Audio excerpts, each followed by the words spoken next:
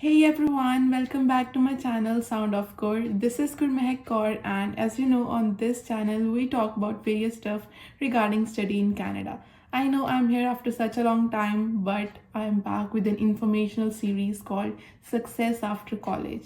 So in this, we would be doing podcasts with some of the people who have graduated from a Canadian college and are now pursuing their field job here in Canada. So it would be easier for current students to know how they can get a good job after graduation. So today for the first episode, we have Sukhman Preet Kaur Malli with us. She is a graduate from Seneca College and is currently working as a software developer at RBC Bank Canada. So the main thing, she got hired even before graduating. So hi Sukhman, I'm amazed to have you here today. So to start with, can you please introduce yourself first? Yeah, sure. So, as Gurmehk introduced, my name is Sukhman and I'm a full stack developer at RPC. I was an international student at Seneca College and I did computer programming and analysis advanced diploma. So, that is like a 3-year program. And I graduated last August. And after that, I've been working full time at RBC. Thank you for the introduction, Sukhman. So now my first question would be, does having a diploma rather than a degree pose any challenges while applying to jobs? Like because some of the job applications have a degree mandatory in job specifications. So what do you want to say on that? So I think it depends a lot on the company that you're applying to. I'd say it did pose a little bit of restrictions because when you see the applications online, there are some of them which require a bachelor's as a minimum. But again, I'd say that don't give up there if you feel like you are matching rest of the requirements. Just go ahead and apply. The worst you can get is a rejection from there. But I don't think in long run it matters a lot because when I was a co-op and looking for a full-time job, I had more co-ops with me who had done bachelor's and were in the middle of their masters. And the position that I got, they were also competing for the same position, and I holding a diploma got it and not them holding masters. So I think it's more about your hard skills, your soft skills. At the end, I think in the very initial stage, your credentials matter, whether you're holding a diploma or a degree. But in long run, I think it's your skills that matter more. So that means while even in college, we need to focus on our hard skills and soft skills as they matter over holding a degree or a diploma. So my next question would be, what do employers expect from you as a software developer? Like either they ask for a good DSC understanding or full stack development understanding. So what do they expect from us? For startups, they have very less resources, so they are looking for someone who can do more work with less resources. So they'll always prefer a person who can be a project manager at the same time, a full stack developer, and at the same time a tester for them as well. So in that cases, they have more workload on the devs and they require someone who have like good hard skills, like they're actually very good at what they're doing. But for other well-established companies, I've seen that the more they focus more on your soft skills, whether you're a good fit for the environment, whether you're willing to learn or not. Okay, got it. So that depends on whether you are applying to a small scale company or a large scale company. You need to be prepared for both of them. Yeah. So my next question would be, how much job openings you applied for, like how much opportunities in general. God, I don't have a number. That was many. So, yeah, I was first looking for a co-op after my fourth semester and I applied and applied. I couldn't get anything. So after that time, so that was my one failed attempt on getting a co-op. So I took a break from college. I spent that time to, polish my skills even better. Then I did my next semester and tried again for co-op. So I was back into the field again with more experience, more skills, and, more power. So I think it would be hundreds of applications, and still in my computer, sometimes I look and like I see I have so many resumes and so many cover letters for different companies. So I guess it would be a lot, like hundreds maybe. Yeah, at the end, it's all about never giving up. So if you feel like, even if you're not matching 100% of the requirements, if you feel like you're matching like maybe 70% ish something, just apply. Again, the worst you can get is a rejection. Yeah, application process can be overwhelming sometimes. Like we start questioning our own worth, whether we are good enough to get this job or not. So, but at the end it all works out. Yeah, you always start questioning your worth that, okay, am I not good enough?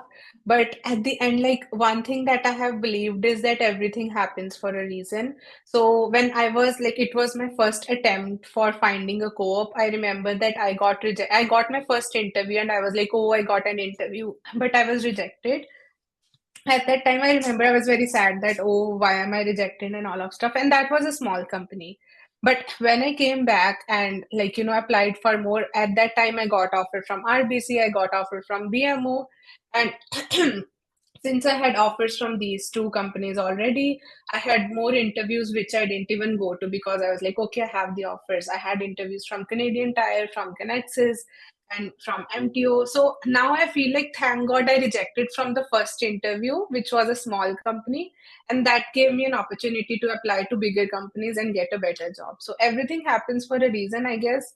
Um, Never feel demotivated or never like criticize yourself that I'm not good enough. Everyone faces rejections, so yeah. Yeah, got it. So we need to apply at the end, it should work out. So my next question would be, which platforms except LinkedIn or Indeed you used for application? Like as you got RBC Co-op, did you apply for it on their own portal or whether from Indeed or LinkedIn? Uh, yeah, so I didn't leave any stone unturned. I applied from LinkedIn. I had like Indeed, and for some of the companies, I applied directly from their website. In our college, we had this work integrated learning program where like a co-op coordinator would send us all the recent openings from all the banks and other big companies, and you would directly go to their website and apply. So yeah, it was all of this, especially for like my co-op RBC. I had like all the openings and I directly applied to their website. Yeah. So my next question would be, as you got your co-op at RBC, which later on converted into a full-time job. So can you tell us how you secured a co-op there? Sure. So let's get started from very beginning when I was even searching for the co-op. So at that time, I remember that when I was applying even for RBC, the website was down and I kept applying. And for most people, they don't apply to banks because they think that, oh, the website, the application is so long, it takes 20 minutes. And at the end, sometimes what would happen with that, you would spend 20 minutes writing the whole application, and when you click on the submit button, it won't submit because the website is down. So many of my batchmates just gave up there and they didn't even go ahead and apply for such companies because they would be like, oh, why are we spending 20 minutes only to face an error? Other thing would be that I have seen many people get that thing in their brain that bank applications or big companies have long applications and they're very competitive. We are not getting it anyway, so why even apply for it? I guess that is a very toxic thinking to have. You should always be applying for everything. So one day randomly, after like I think it was my fourth or fifth attempt filling the application, and it got submitted luckily, and that was my only application that I submitted to RBC, and I got an interview for it. So as far as the interview process is concerned, so at that time they were working in Angular for front end and they wanted Node.js for back end. And luckily, I had the exact same project. So as a part of a school project, I had made a Spotify clone app which uses Angular in front end and Node.js in back end. So they could. That's what made my resume stand out to them as compared to the others. And in the interview also, I think the most important tip that I would like to give is that know what you are doing. And if you have made a project, you should be able to talk about that project, which is more important instead of just making it and you don't know what you have done, right? And yeah, just prove that you are, willing to learn and you can, you know, adjust to difficult situations and multitask, and you are a good fit for the environment and you should be good. Yeah, even yeah, I'd like to add one thing here. So even though I was a front-end dev and I used to work in Angular at my co-op, all the Angular I knew was just 2 weeks worth of my course. That because I had a web development course and they taught React, Angular, and all of that stuff. And I think I did Angular for just 2 weeks, and just based on those 2 weeks worth of Angular, I was hired in the company. And when you actually go start work into like the industry, you realize you don't know anything. So most of the stuff, even the technical skills that I've acquired, is what I have learned while working. So you don't need to know all the technical skills, but you should be, open to learning new stuff. Yeah, okay, so that means you need to pay attention to your college studies as well. Okay, so how you converted that co-op into a full-time job? So I was a co-op, I had always let my managers know that, okay, I am looking for a full-time job. So it has to be in a way that you are not sounding too desperate to them that this person is not here to learn, this person is only to get a job. No, we are here to learn, we are here to polish our skills, but at the same time, it should be in their notice that, okay, this is what you are looking for in long term. And after my co-op was about to end, they had one position, and there were like a few of more co-ops who wanted the same position. And for that position, since it was very competitive, there were more people. Plus, I still had one semester left in college, so I had to go back, do one semester, graduate, and then I could start full time. While the other ones, they could graduate right away and start it. So it was like very competitive, and my manager arranged like an interview for all of us. So all of us were interviewed, and then they decided whom to go ahead with. So after I was selected for the interview, then they asked me to complete a task from the new team that I was gonna be joining, just to make sure that again I am a good fit. So I completed that task, and after that, I got the final offer letter that okay, you are hired.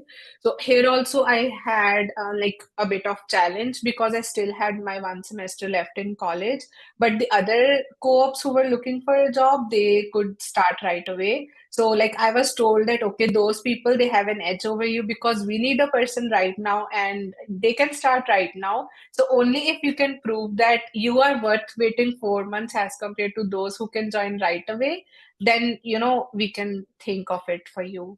So I think that getting a co-op was like a backdoor into getting into the IT industry. I've seen people who didn't do a co-op are still struggling with jobs. that also partially answers my next question. Like, is it worth it to pay extra semester fee for a co-op program, or you should go by just a normal program which doesn't have a co-op? So, can you elaborate on that also? I've been there as well because when I was in my fourth semester, I had already one failed attempt of finding a co-op. I couldn't find it. So I was very skeptical that, okay, finding a co-op is very difficult.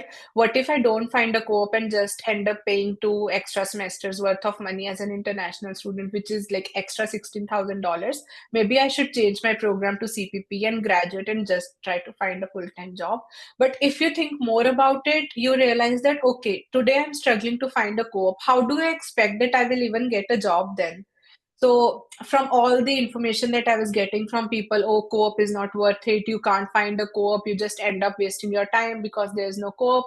But again, if you can't find a co-op, it will be difficult for you to find a job as well. I'm not saying it is completely impossible, but it's easier to find a co-op than to find a full-time job. So that's what motivated me that, okay, at least let's just try. And got co-op in such a company that actually hire their interns later. Yeah, those 2 extra semesters can be beneficial for you professionally a lot, and it's good to have a co-program if you can do it. So my next question is, what would be your one advice to current college students? What should they do along with their studies? I think at the end of the day, what's more important is that polishing your skills, and then you keep learning new stuff outside of college as well, but you don't apply it anywhere. So I think that's all waste. So as a first step, I think if you're learning something from college, try to practice it, make your own projects so that when the interviewer asks you what you know, you have a proof that, see, this is what I made because I know the stuff. Like exploring different courses and trying to keep yourself update with the market, knowing what's happening. I think this is something that I lack as well, that we should always be very keep an eye on what's going on in the market and try to keep grasping everything. So that is a good thing, but at the end of the day, if you have one project on your resume, you should be able to speak on that one project, and you should be able to prove them that whatever skills you used in that project, you are proficient in it. So you don't need to put 100 skills on your resume, but make sure that the 10 that you are putting, you are actually good at those 10. So when you talk about the skills that you put on your resume, they actually kind of find it that, okay, this person knows their stuff. Projects and actually knowing about them helps a lot in interviews as well. So my next question would be, as in India we have certain rounds during hiring process. What about the process in Canada? So how was the whole hiring process? For me, it was really easy because as a co-op, they don't expect a lot of technical knowledge from you. Even I was going through my company's one of like the Confluence pages that listed the tips for interviewers who are interviewing co-ops.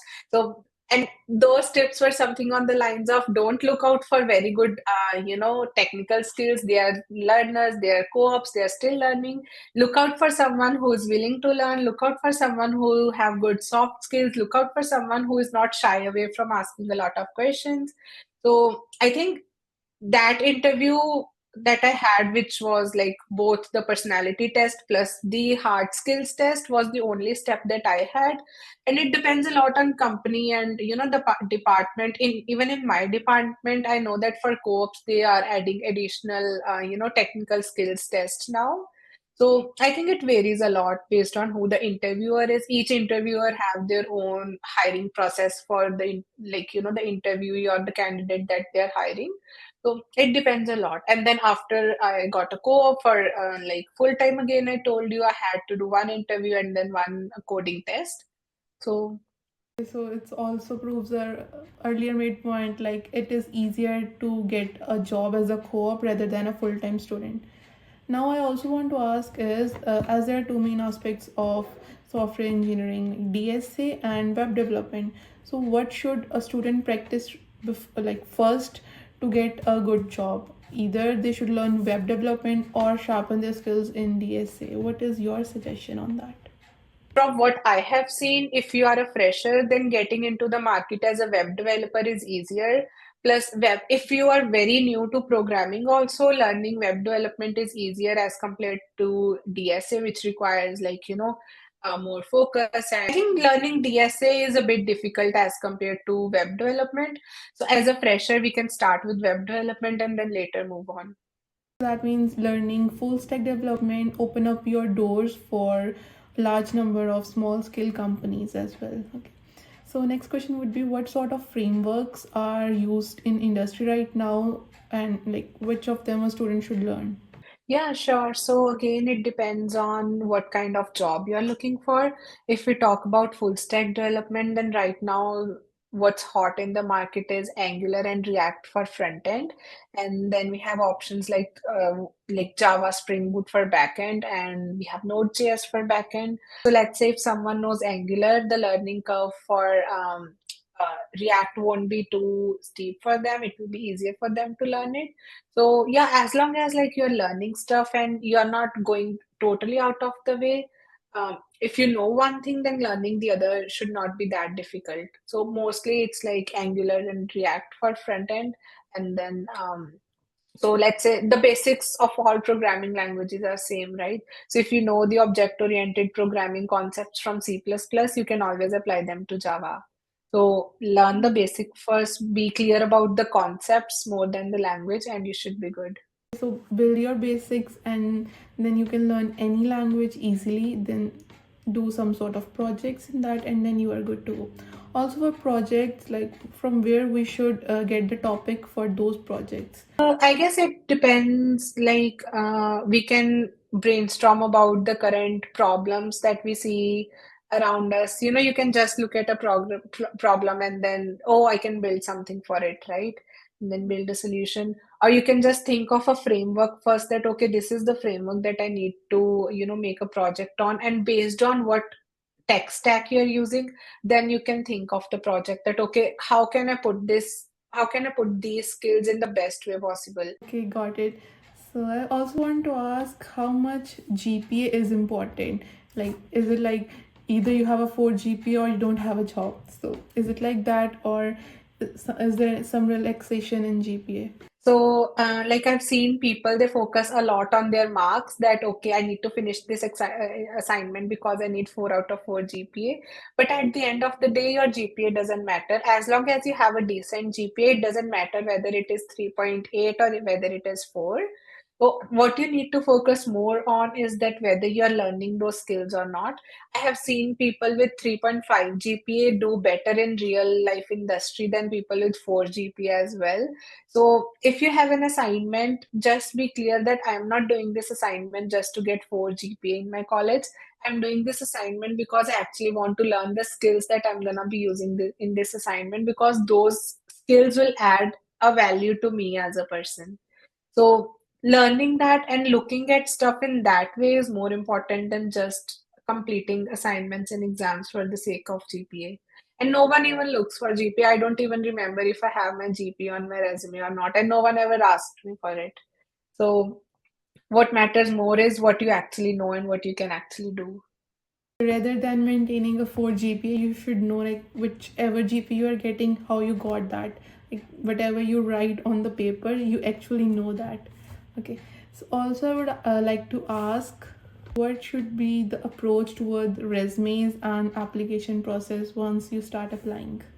Hmm. Yeah, so I think the first tip would be that don't use a standard resume everywhere. So I have seen people would put 100 skills on their resume and then use the same resume to apply for all jobs, no matter what skills they're asking for. So time is just like a resource that you need to invest if you want some good returns. So if there is a job application, just like look at the requirements, or like what frameworks or what skills are they expecting, and polish your resume according to that. Highlight those skills that the job application is asking for, and put the projects in that the projects that are using those skills in that application. Because at the end of the day, look at like this, that let's say I am a recruiter and I am looking at your resume for that particular job application. You have to prove me that I am the better candidate than rest of them for this application.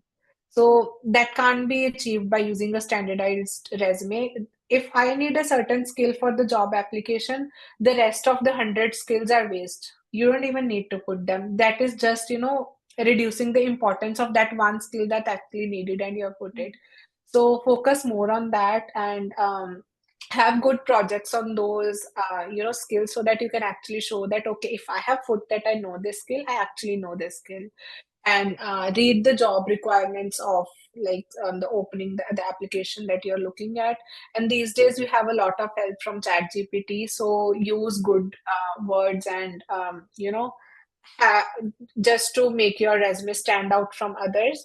So we can use all those kinds of resources just to make sure that we want to convince the recruiter that we are the best candidate for this job. Customize the resume. I would highlight the skills.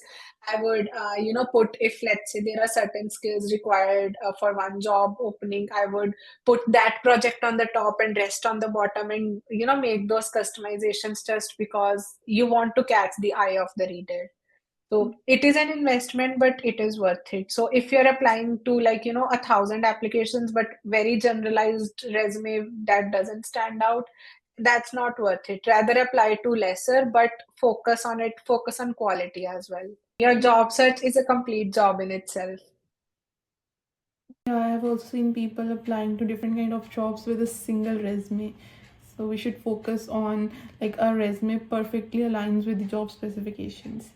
Also, from PR perspective, there is some issues in PR in Ontario, and most of the students right now here think that they need to move provinces after graduating. But is there any scope of PR being in tech in Ontario as well?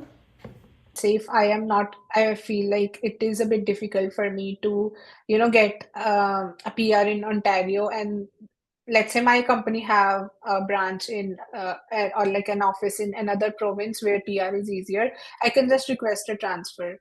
So that is like one perk of it. So again, it comes down to the fact that study, don't think that, okay, I just need PR now and then I will look for a job. You are investing so much time in it, you are investing so much money in it. So make sure that the program that you are in, it is worth it. So that was my last question. And Sukhman, thank you so much for investing your time and giving us so much valuable information. I think this would be beneficial for a large number of students who are in their college right now. And thanks a lot. Yeah, thank you, Gurmehak. Yeah, it was really nice chatting with you, and I hope this like helps the students. And one thing, like at last, that I would like to tell everyone is that don't give up. Even if you're getting rejections, that doesn't mean you're not good enough. That is just a part of life. Whatever happens, happens for a reason. Keep applying and keep hustling. It will never go waste. So, yeah, and all the best to everyone. It was lovely talking to you and hope you go ahead in your career and wish you the best. Thank you for watching this video till the end, and do hit the like button if you found this video informative, and subscribe to my channel to get more such informational content. Till then, bye.